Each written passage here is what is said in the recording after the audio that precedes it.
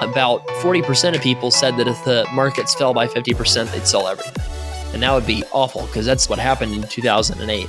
So almost 2 in 5 of our readers basically said that they couldn't handle stock market volatility. So that's another thing that you should learn about investing long-term, is that when your money goes down, you actually want to be investing more, not less. And if you're in a stable career like most of you are, you can do that. Welcome to another episode of the Student Loan Planner Podcast. I'm Travis, and today we're going to learn about how to not be an investing disaster. We're right in the middle of the last day of our Student Loan Planner course, Six-Figure Debt to Six-Figure Net Worth. StudentLoanPlanner.com/investing, by the way, is the address to go to if you want to see if you can enroll before the course closes. It closes Tuesday tonight at 11:59 p.m. Eastern Time. So if you want to learn about investing, definitely go there and enroll in the course before the course closes. And in the process of sending out emails telling people about what the course is and who it's for and who it's not, trying to convince people to make this investment in themselves, we got a couple emails. One of them was a pretty angry email, and I love sharing angry emails with you because it's a lot more interesting to talk about. The person was basically like, how dare you try to tell people that they should invest their money when they have so much debt? That is so predatory. I want you to take my information off of your database right now. And I thought, wow, this person really does not understand what we're about and what we're trying to do here. So that kind of mentality, and I think the person was maybe somebody who had less debt, maybe a person that was a little bit of an older generation, perhaps. But the problem is so much of the advice out there basically says pay off your debt. That's the only way to do it. Oh, you have 200,000 in loans, pay off your debt, even if you have 40,000 of income. Oh, you have 400,000 in loans, dentists? Oh, the only way you can handle that is just to put it on a 30-year plan and just keep it around for forever. Physicians, you have 300,000 in debt? Well, then the only possible thing that you can do is just roll the dice on PSLF and pray that it happens. Or alternatively, if you're of a different persuasion, you might say, well, you can't trust the government. You just can't rely on PSLF. It's going to go away. It's going to go away. So don't take that gamble. It's too scary of a gamble. You hear all kinds of advice like this, and bad student loan advice is super, super common. And what happens is when people don't understand like how the student loans should be set up and how those should work, then your investing plan, which is super related to your student loan strategy, gets totally messed up too. This is what I'm seeing. This is why we decided to launch the Six-Figure Debt to Six-Figure Net Worth course in the first place. I noticed from doing well over 1,000 plans, our group's done over, I think, 2,200 now, that people are getting really bad help saving for their future because the student loans create so much confusion and people are really just, they don't know what to do. And then you have people coming into the fray that are trying to basically be tourists in the student loan world and giving advice about something they don't understand. And the advice that they're giving is bad, and it hurts people and delays the date that they could make work optional by, in some cases, many, many years. I think that it's so important to know how to invest because it can make such a huge difference in your life, and we'll prove that a little bit later. And to show you kind of how this advice could really hurt someone, let's pretend that you have a veterinarian with $300,000 in debt, and she makes an $80,000 income. Pretty typical scenario these days for somebody graduating from vet school. Let's say she's got a uncle who works at a big financial institution and really believes in being debt free and those kind of things, and says, "Hey, you really should pay this off and get rid of it as soon as you can." So she listens, and she's a pretty good saver. So she takes home about $5,000 a month, and to pay back her debt, she's got to pay about $3,000 a month for 10 years to get rid of it. And during that period, she's really living on about $2,000 a month. So she's driving a paid off car, scraping by with roommates, not going out to eat. And that's an extremely sacrificial level of spending when you went to 4 years worth of graduate school and got a doctorate degree, right? So after this intense sacrifice, this veterinarian is in her late 30s and has no assets, even though she sacrificed like crazy to get there. This is a pretty good argument for why people should go for forgiveness, is because I can kind of paint this picture that's pretty dire that says, hey, even if you do sacrifice like crazy, then you're going to be in a situation that's equivalent to somebody who, made a whole bunch of financial mistakes, got divorced, had a personal crisis, and, is starting over in their 40s, which is not you can recover from that, but it's just not something that you want to get yourself into if you can at all help it, right? Now, there's other folks too that get bad advice that hurts them. Like PSLF, it's a great program, but I really worry about it because a lot of physicians take the PSLF program as a license to just spend and not worry about their personal finances. What I mean by that is there's a lot of physicians out there that say, oh, I don't have to worry about my loans because they're going to be forgiven. So I'm going to go out, I'm going to buy the Teslas, I'm going to live in the big doctor house, I'm going to go on the fancy vacations, and I don't really need to worry that much because I put 4% into my retirement at work, and I increased that recently. Now I'm doing 10%, so I'm doing so great. I'm maxing my retirement account every year. I should be fine, right? So there's a lot of physicians out there like that, and the fact that they don't have to worry as much about their loans as maybe some other professions that are not using PSLF en masse, that worries me. Another example would be a big law associate. So say somebody works for Cravath in New York at a big law firm or one of those kind of firms, and the person decides to refinance to a 5-year term. So they're paying $5,000 a month in their loans. They're paying them off rapidly, feeling good about that. But then their loans are gone and they didn't learn about investing at all. They don't know about that in detail. So then they just basically start spending a little bit more of the money now that their loans are gone, and they put a little bit more into retirement, but most of it just goes in the bank account earning 1 or 2% interest. This is a really common issue. So in any one of those scenarios, you have a professional like you that might have a lot of student loan debt that, despite their best efforts and being really earnest about trying to pay everything off, or at least get a handle on their finances, they're going to enter their 40th birthday with almost nothing set aside for their future. And that's a big problem. To show you how this issue is broader than just you, right? It also extends to the people who are supposed to help you, financial advisors. That's been the industry of people that has been around for a long, long time that have supposed to be able to give you sound advice to help you make good decisions about the future. And back in the era of pensions, your financial advisors were really more like brokers because, if you were investing money in addition to the fact that you had a pension, then you're pretty well off. And so you're just kind of putting money into the market, playing around with it, having fun, hopefully making some money, but it was a different world. And then, in the 80s, when 401ks got big, suddenly there was a little bit more of a need to have a long-term investment horizon and make fewer mistakes and try to have good long-term performance. And so you had the rise of financial advisors that gave advice without having to sell commissions and having to sell products. And those are called fee-only fiduciary financial planners. So fee-only fiduciary financial planners are the most likely people to know about student loans, but most of those folks have only taken maybe a 1-day class and maybe do 5 student loan plans a year. And they might know enough to be dangerous, but that's also the problem, is they know enough to be dangerous. They could really hurt your situation pretty badly. I know a lot of the fiduciary planners that we work with, they refer us business because they don't want to make any mistakes that'll harm their clients. So that's the kind of person that you want with, is somebody who's humble, and that you want to work with rather, is somebody who's humble enough to realize what they don't know and when they should be seeking out other professionals to bring in to make sure that the person's getting the best advice. But the problem is most people don't work with fiduciary fee-only planners for various reasons. One reason why might be that you couldn't afford one. You just can't physically make that investment mentally at that point. Others might say, well, I have a family friend who asked me about investing or something like that. And then a lot of those folks are not going to be acting in your best interest. They're going to be acting in their best interest. Just to talk about this a little more, why don't more advisors understand the nuances of big loans? Let's kind of talk about this. So if you're a dentist or a physician listening to this podcast, or another high-income professional, I've got good news. You are a hot date.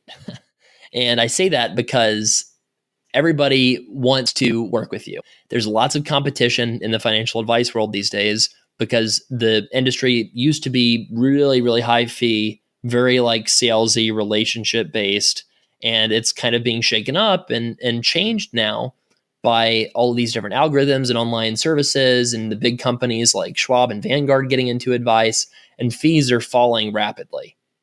And so there's a big level of competition in this space, and everybody in the world wants to work with people making more than $250K. I'm in this some groups online, and all the advisors that I see talk about the nature of the business, basically everybody has the same market, like people that make more than 250K, which is just hilarious to me because, oh my gosh, I didn't know that only 2% of America justified getting professional and financial advice.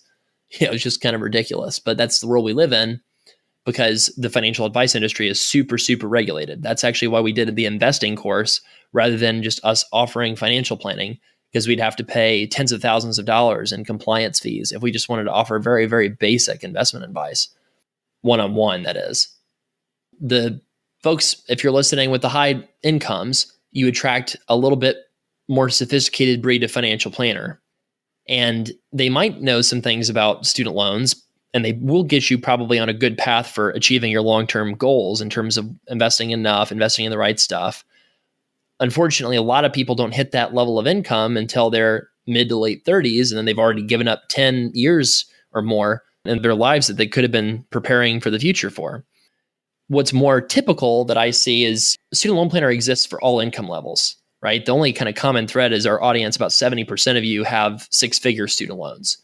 And the other 30% generally owe, 20 to 100K or something like that. And maybe there's obviously a group of people out there that just have a loved one that is affected by student loans that is really interested in this stuff. If you're a typical 60 to 80K kind of income person, like a physical therapist, occupational therapist, veterinarian, chiropractor, maybe small firm lawyer, something like that, then the kind of financial advisors that are going to want to work with you, the most common person is going to be somebody who makes a lot of money selling products on maybe something like whole life insurance or annuities, or they make kickbacks in their mutual funds they sell you, because it's very difficult to get lower income people to pay enough to justify having a fee-only kind of monthly charge that you're getting billed. And when somebody's a product salesperson, like pretend you're a product salesperson for Toyota, right? You probably know a lot about your RAV4s and your Corollas and your Camrys, but you're probably clueless about Fords and Chevys and things like that. So when you're a product salesperson, you don't know that much about stuff outside your lane. At least that's most common, right? So some of the worst, most damaging advice that I've heard people receive has been from salespeople that are masquerading as financial advisors, which is honestly how the vast majority of the middle class gets their financial advice right now, is they work with the super high fee salesperson who does some good, helps you save more money, like helps you get some accounts started. Like they do positive things. They just do it at a price that's really high, that's not nearly the value that I believe that you deserve. That's an issue because that kind of shows why we needed to make this investing course, because most of our audience is getting bad investing help because the investing help's not coordinated with their student loans. And when that doesn't happen, that's a big, big problem. Let's talk about who you are. Who is our audience? What are your attitudes towards investing and what kind of accounts do you have? Remember a little bit ago, like a couple weeks ago, we did a survey and we found that most people had six figures of student loan debt. I mentioned that about 70% do. And the income range for you all is all over the place. We've got a lot of people in the teacher income range, like 40 to 60K. We've got folks in the 60K to 70K kind of range. Like, you're, like I said, your physical therapists, your chiropractors, your occupational therapists, fields like that.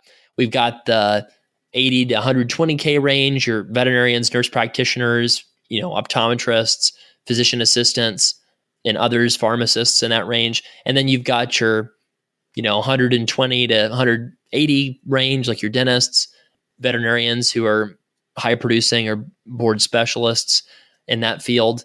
And then, of course, we've got physicians and practice owner dentists. We've got folks in the 200, 300, 400K income range, 500K income range even. We had a client last week that was making 500 to 600,000 a year. So we've got people in every single range. So don't feel like if you're listening to this podcast, like you're sitting on the outside. No, you're definitely in the ring of who we're talking about here, whether you make 50K or 500K. The thing that everybody has in common is having the big student loan debt. Only 5% of our readers are business owners. That is way too low. I would really like to see that more at like 20%, 1/5 of people. I believe that, especially for healthcare professionals, what you do is very low risk from a business standpoint. It is the best thing in the world if you're a bank, to make a loan to somebody who's going to set up shop with a decent business plan that has a professional degree with a very high chance of people needing to show up and using the services.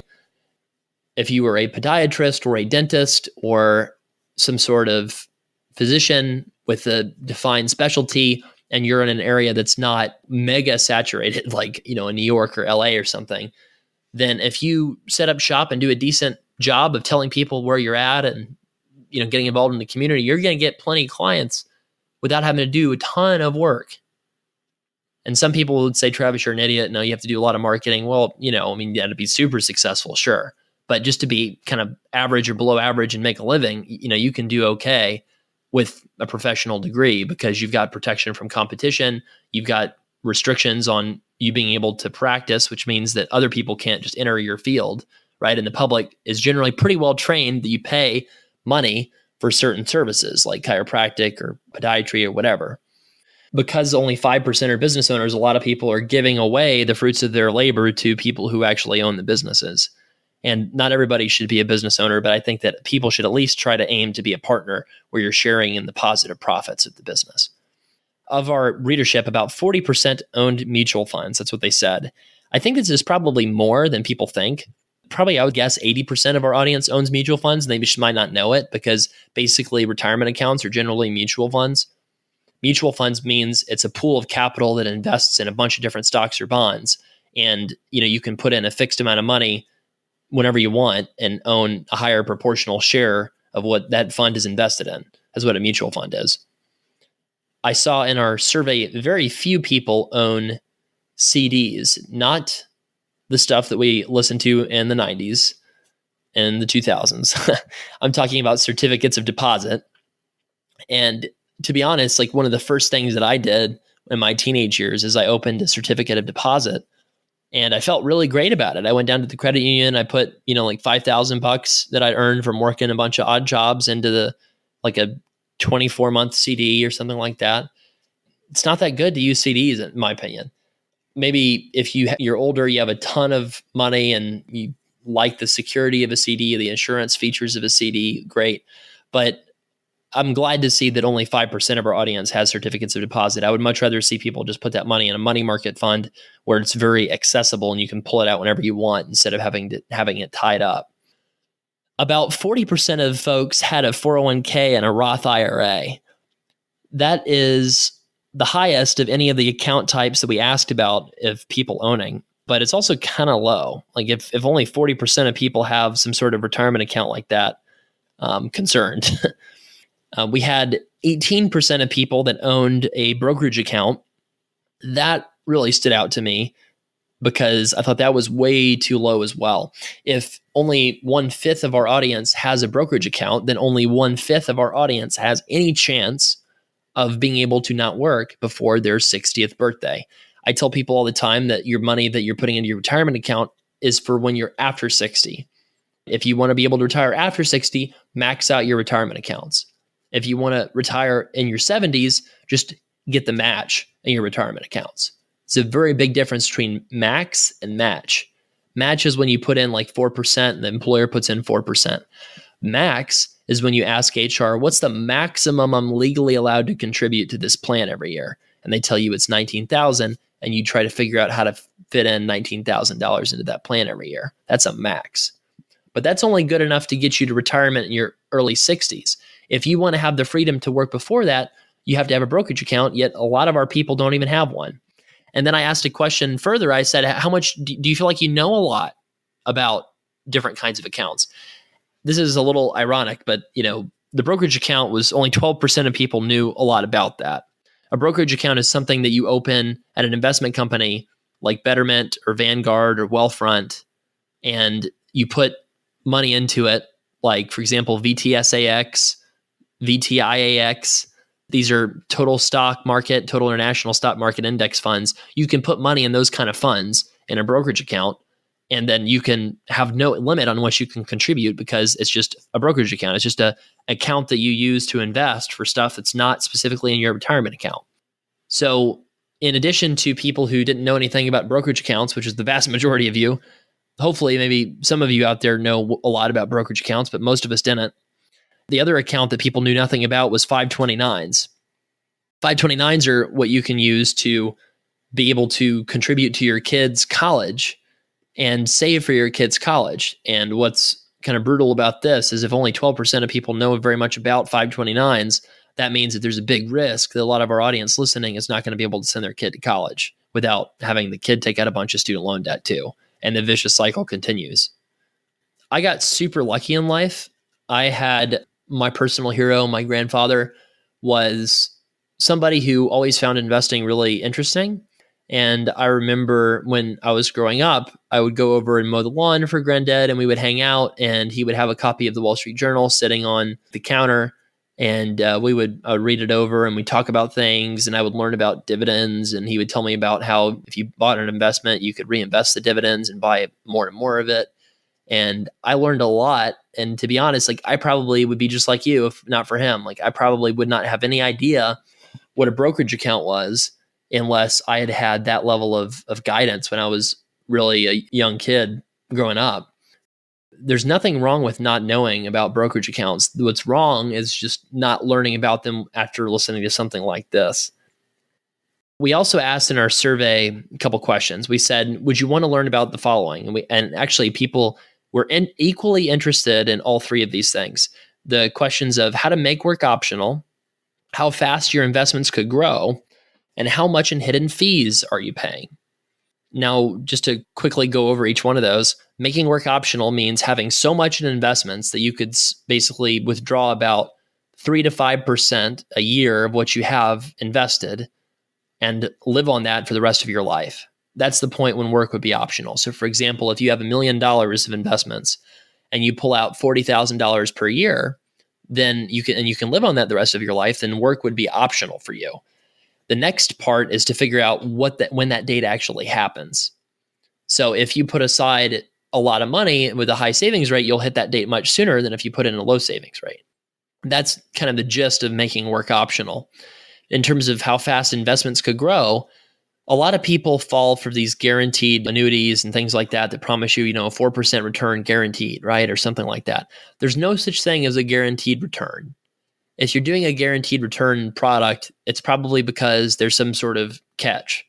Like you can't pull your money out for a certain number of years. It's guaranteed, but it's through an insurance company. If the insurance company goes belly up, like maybe you don't get that guarantee. Guarantees, besides maybe like made by the US government, are generally worth kind of the institution backing it. Just to give you an example of like a guarantee, when we had this transmission replaced when I was in my teenage period, my parents bought an extended warranty, right? Because they said, well, we want to make sure that we get our transmission that we got fixed at this kind of like fly-by-night car repair shop. We want to make sure that the work is insured. And so they paid a few $100 for this warranty because they couldn't afford to have the transmission blow out a second time. And sure enough, when we kind of got home from our big road trip, it blew out a second time and we went to try to get it fixed. And it turns out that the warranty was no good because the company went belly up. And so they had paid for something to insure against a risk, and then the thing wasn't worth anything, the warranty. So for that reason, to this day, I will not spend a dime on extended warranties or anything. And I just really don't, whenever somebody tells me something's guaranteed, I laugh at them because it's never guaranteed. There's always a catch, right? So I prefer to try to take the risk that I can afford to take myself and just know that, for example, like we have a disability insurance policy. It's guaranteed by this insurance company that if my wife becomes disabled, that they'll pay, a certain amount of money until she's 65. We do that simply because I think it's a pretty high chance that they stand behind that guarantee if we needed it, right? I don't think it's certain, but I think it's pretty high probability, right? And so since it's a pretty high probability and it's a big risk for a surgeon that you'd lose your ability to practice, then we are not worth multi-millions yet where we can just pay for our living expenses no matter what. I know that some people are shocked by that, right? But I really try to invest most of the profits in Student Loan Planner back into the business and back into getting more good information for you to learn from. We're doing fine, but we're not making tens of millions of dollars around here. Anyhow, like be skeptical of guarantees. And so for that what I'm saying is that when you put money into investments, like the long-term expectation might be that you'll earn maybe 7% would be pretty good in the stock market. And that was the kind of the average expectation that people had in our survey. So 7% for stocks, maybe 3% for bonds. So if you kind of put those two together, then if you pay any fees at all, then you're going to get a pretty low return. It's not going to amount to very much. So that's the problem is we have such high valuations in the market right now based off what the Fed did with flooding the market with all this extra money, right? It's not to say that, I wouldn't put my money in the markets. I'm just saying like you can't expect as high returns as we've had the past 10 years since 2009. That just means you have to save more money. And then the last thing that people really wanted to know about in the investing course was how much in hidden fees that you're paying. I had a case one time when I was working at a big investment company when I first came out of college, and this person was an annuity salesperson, and this person was trying to convince this retiree from like GM that she should take her entire retirement and buy an annuity from him. And it was a $200K amount. And this person would earn about a $20,000 commission if he convinced her to buy this. I felt like my duty this is like a customer service rotation that I was on. I felt like my duty to that person was to just simply ask them, like, if she knew the fees that she was paying on her retirement account where her money currently was, and the fees that she'd pay on her account when she transferred it. So I asked her that question with the advisor on the line. She said, he told me I wasn't paying any fees. And I laughed, and the advisor got extremely nervous because I was standing in the way of his $20,000 payday. And I didn't care because I thought this guy was a scumbag because he's taking advantage of some old lady without disclosing fees. And she said, he told me that the company was paying him and I wasn't paying him anything. And so he just obviously, like, that sounds kind of dumb when you think about it, right? Basically, he was taking advantage of her and using complicated math to hide all the fees that she was paying. So I just think that, you have to know that when you work with an advisor, if you don't know exactly what you're paying in fees, you are paying hidden fees by definition. If it's not something that you can explain, then you're probably being had. In our survey, we found that fewer than 10% of our audience had more than $100,000 invested. That is terrible. I want to make that number far, far greater, which is why I decided this course was really important. The savings rate that you have is the most important thing that will determine your financial future. In fact, having a high savings rate can actually cause you to be able to retire decade or 2 decades sooner than you otherwise would. The typical way that we see people raise their savings rate is to limit their car and housing expenses. We asked our readers that, in terms of your savings rate, like, tell us what your savings rate is. 1/5 of you, or about 20%, are saving nada, zero, zilch. That is awful. If that's you, I understand that you might be in a tough situation right now, but if you're investing nothing for your future in retirement or a brokerage account, you've got to change that. The most popular savings rate was 1 to 10%. By my calculation, if you're saving 1 to 10% and you're going for like a loan forgiveness program or something like that, then you're probably going to be working until your late 60s. And I think most of you listening to this would prefer not to be working until your late 60s unless you enjoyed it. On top of the savings rate information, we found that fewer than 10% of our readers had a greater than 20% savings rate. So fewer than 1 in 10 of you are super savers. Yet people thought that they needed $1 to $3 million to retire, which is probably accurate because that means you would be able to pull out about $40,000 to $120,000 of income from that portfolio. So in other words, people have a pretty realistic expectation with the amount of money that they need to retire, but our readers are falling short, and maybe they realize they're falling short, but if fewer than 1 in 10 people have a greater than 20% savings rate, then people are really, really not doing well with putting money away for the future. When you're not putting away money for the future, you're not saving enough, and you make a lot of these investment mistakes, then you're just not going to have enough money to be able to have financial abundance. And then the last little point from the survey before we get into an example of put all this stuff together, about 40% of people said that if the markets fell by 50%, they'd sell everything. And that would be awful because that's what happened in 2008. So almost 2 in 5 of our readers basically said that they couldn't handle stock market volatility. So that's another thing that you should learn about investing long-term is that when your money goes down, You actually want to be investing more, not less. And if you're in a stable career like most of you are, you can do that. I get accused of abstraction sometimes. I apologize. I need to make things a lot more actionable, right? And give you examples. So I decided to come up with a example of a couple named Kawhi and Sarah. Kawhi is a pharmacist and definitely not an NBA basketball player. If anybody gets that reference, it's a little bit of a joke. And Sarah is a physical therapist. So Kawhi and Sarah, right? Together they have 400,000 of student loan debt, and they will say Kawhi makes 100,000 and Sarah makes about 80,000. So debt to income ratio over 2-to-1. And we'll say that they come out of school, they're in their mid to kind of late 20s when they come out of school, and they had a family friend that said they needed to save for the future. And they thought, oh, this is a great idea. We're just married. We're thinking we want to have kids in the next 3, 4, or 5 years. So we definitely need to save and invest for the future. And the family friend that works for one of the big financial firms says that, well, we've got this product. It's going to have a guaranteed return, 4 or 5%, and you can borrow against it whenever you need money. It's a great way to put away money for the future, but it also protects you if something happens to you so that you can basically have your family protected.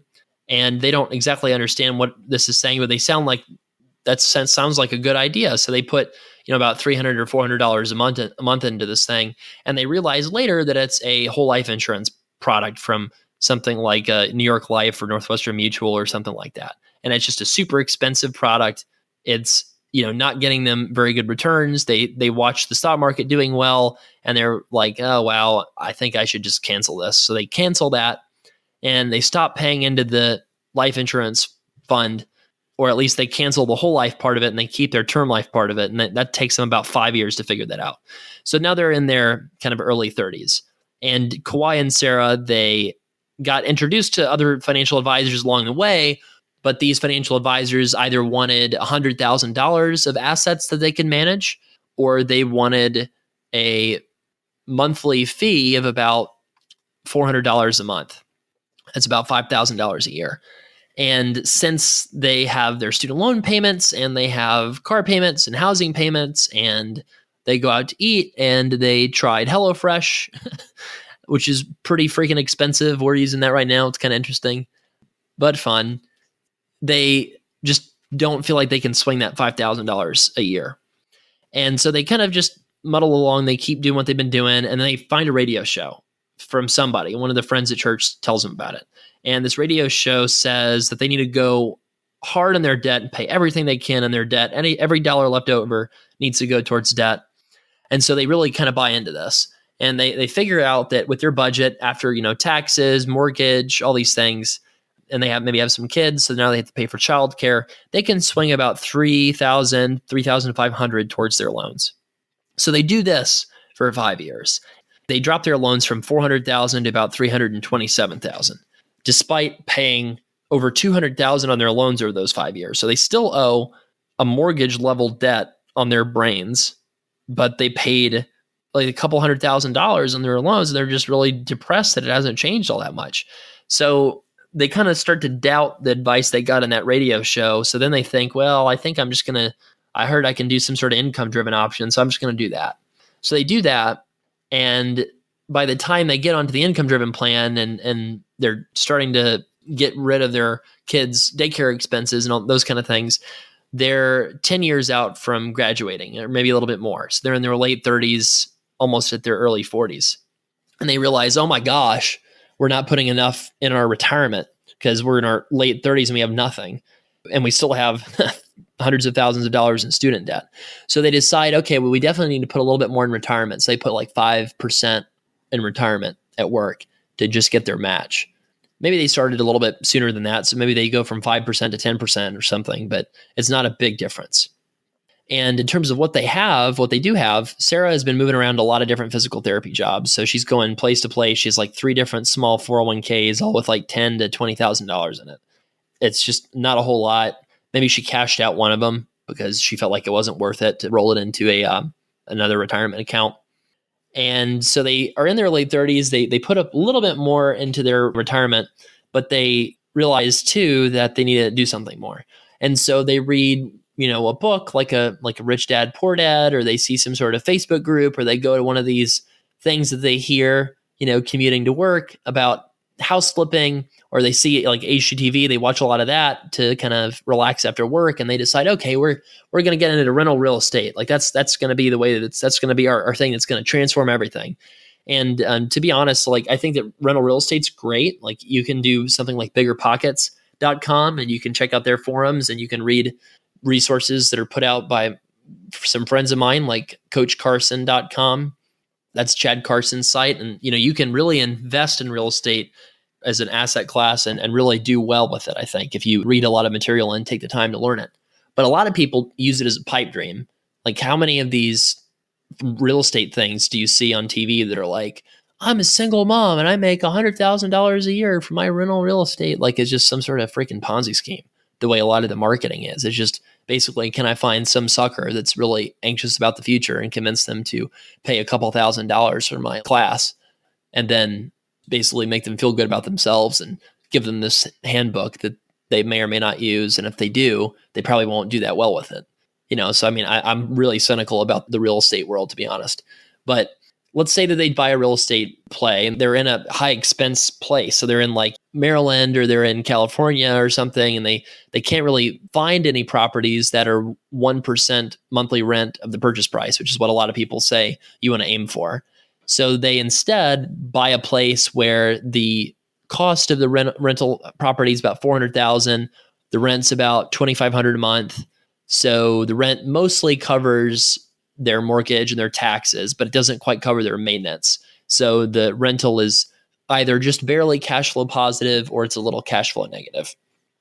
So they do that. And I calculated that if they continue on this path, then Kawhi and Sarah would work for 40 years. 40 years. That's when they would be able to have work be optional. That's when they'd have enough money where they could pull out money out of their investments and have that cover their living expenses. If they are in their mid 30s and it takes 40 years for them to figure out their finances and be able to retire, that means they're in their mid 70s when they can afford to retire. That is really, really bad. And that's what a lot of people are doing by default because they don't have investment knowledge.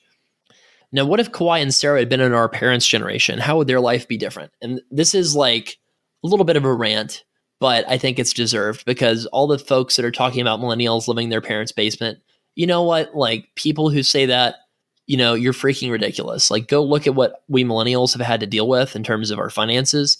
And it is really intense compared to a lot of generations throughout time. Yeah, we have some opportunities. We'll talk about those, but like consider this. Let's compare us to our, say, parents or grandparents' generation. So let's say Kawhi and Sarah graduated 40 years ago.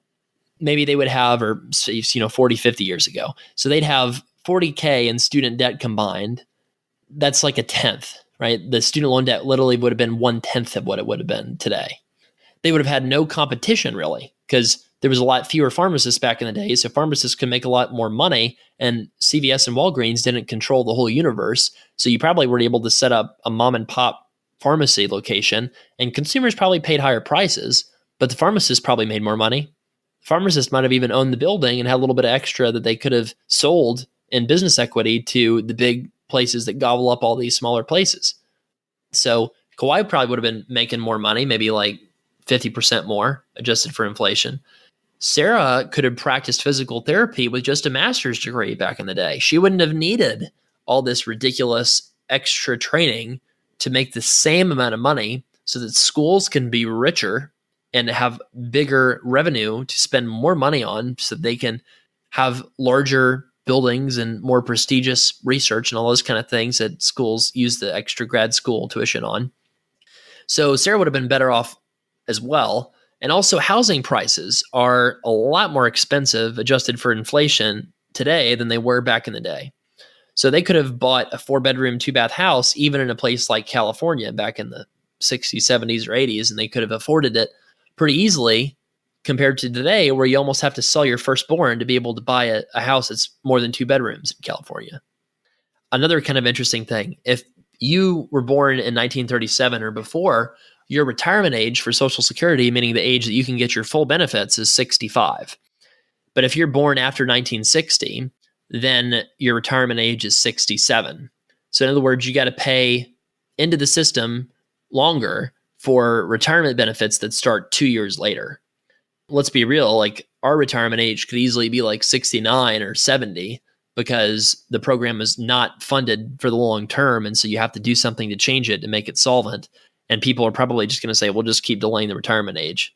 So I think that that might be what will happen. And also, not only are Social Security benefits getting worse, they used to take less money away out of our paychecks. So back in the 60s, a lot of people don't know this. And when I found this out, I was just like incensed. I was like, wow, it's just ridiculous. Like parents should never, ever say something about millennials. Because back in the 60s, when my dad started working for the first time, his total taxes for his Social Security, Medicare, everything that came out of his check, including the employer's contribution, was about 6%, give or take. Today, our self-employment tax is 15%. So if you're self-employed, it's 15% of your wages. If you work for somebody, you actually lose about 7.5% of your pay, and you never even see it because the employer has to pay that tax to the government. So your total amount of your money that you lose because of Social Security and Medicare is like 15% today. Back in the day, it was almost a third of that. And guess what else? People had pensions too.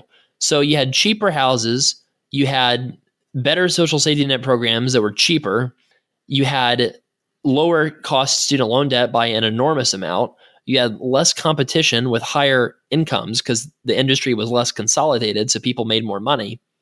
And in terms of things that were not better about the past, obviously, like, if you were not white, then you could have been discriminated against and you might not have been able to get that job in the first place, right? You might not have been able to get access to credit to go to school in the first place.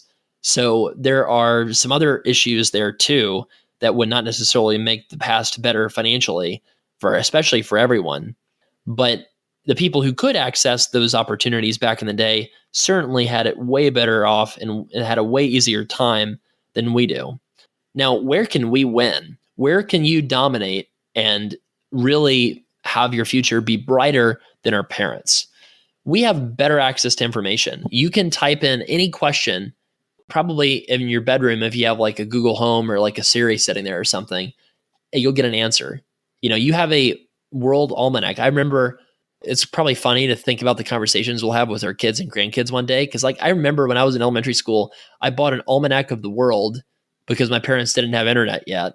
And I thought it was the coolest thing ever because I could look up all these facts. And I felt so smart and so wonderful having this book that I could see all these facts in.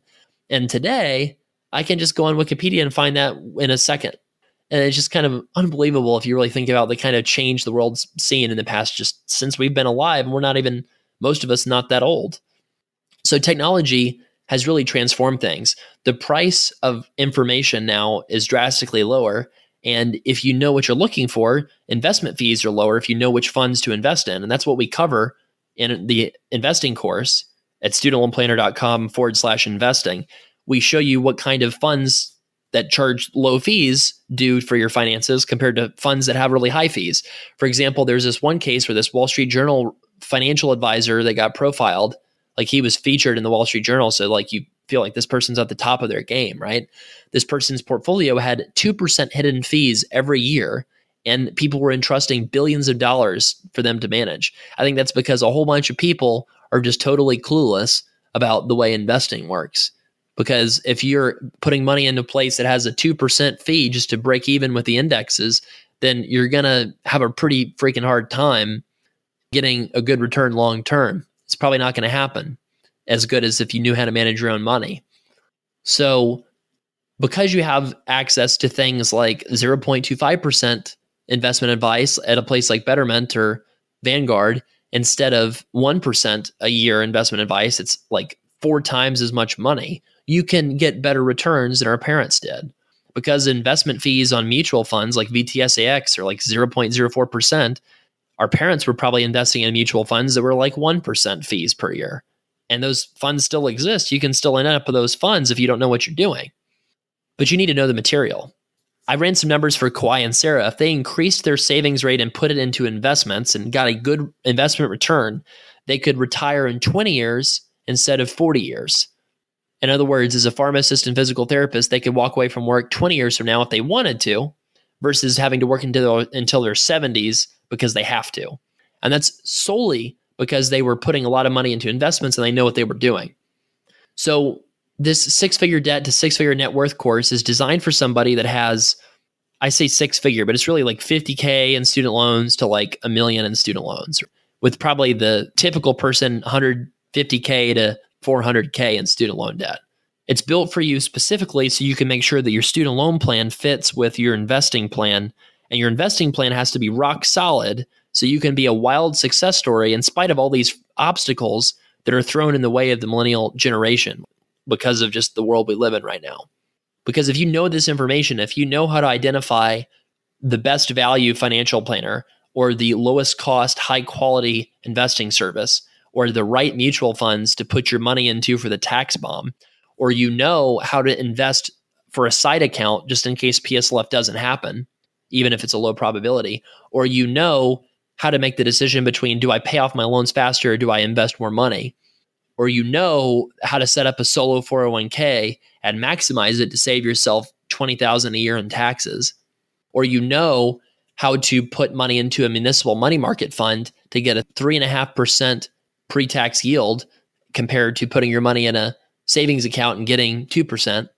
There are probably 20 different ways that if you take this course and you finish it, that it will pay for itself.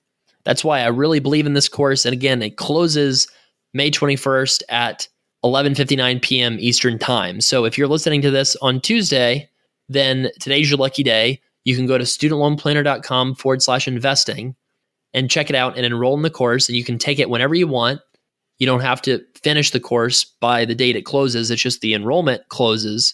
And that's for one reason, to make you actually get off your butt and do something, because this investing stuff is so important, because 12% of people in our student loan planner community know what a brokerage account is.